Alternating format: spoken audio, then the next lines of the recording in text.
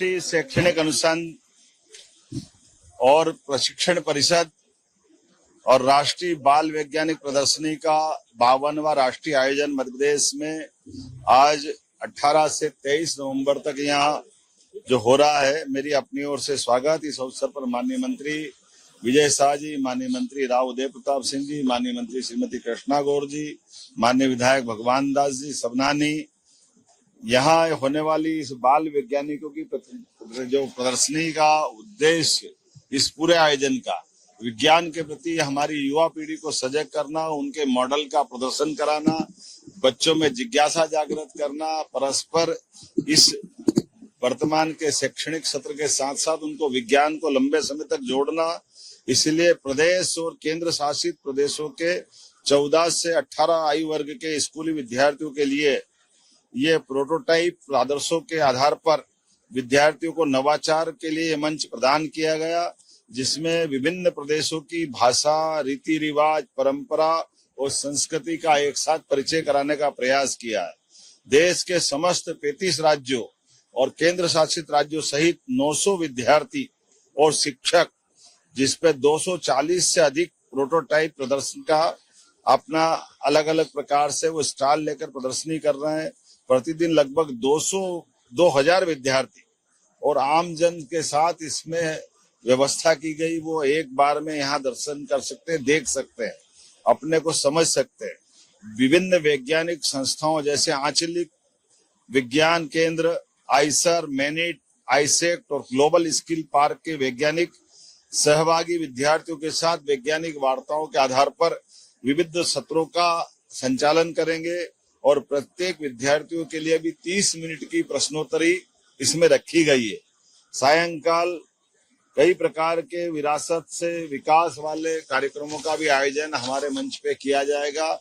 ऐसे पूरे आयोजन को मैं अपनी ओर से बधाई देता हूं और आपके माध्यम से अपील करता हूं कि विज्ञान के जिज्ञासु सभी वर्ग के भी लोग आए और हमारे विभिन्न प्रकार के अलग अलग मॉडल को देखे, समझे।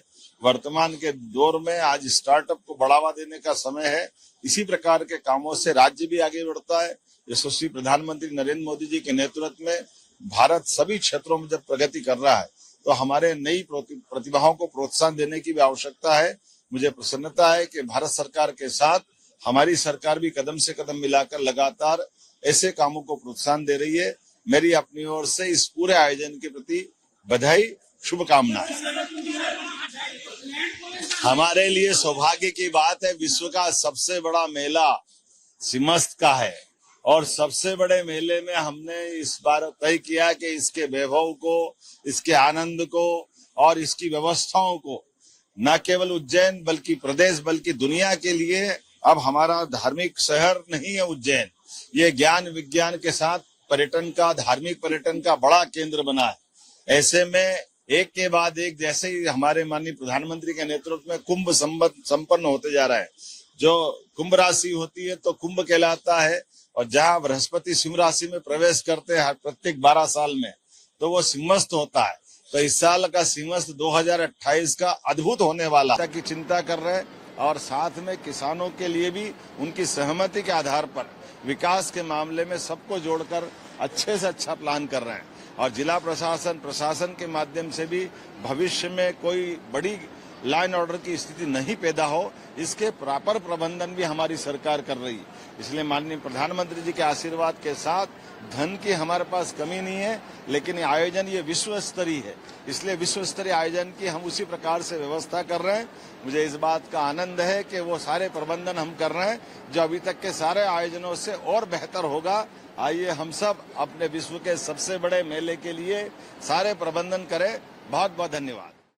अगर आप ये वीडियो YouTube पर देख रहे हैं तो हमारे चैनल को सब्सक्राइब कर बेल आइकन दबाएं और Facebook पर देख रहे हैं तो हमारे पेज को लाइक करें।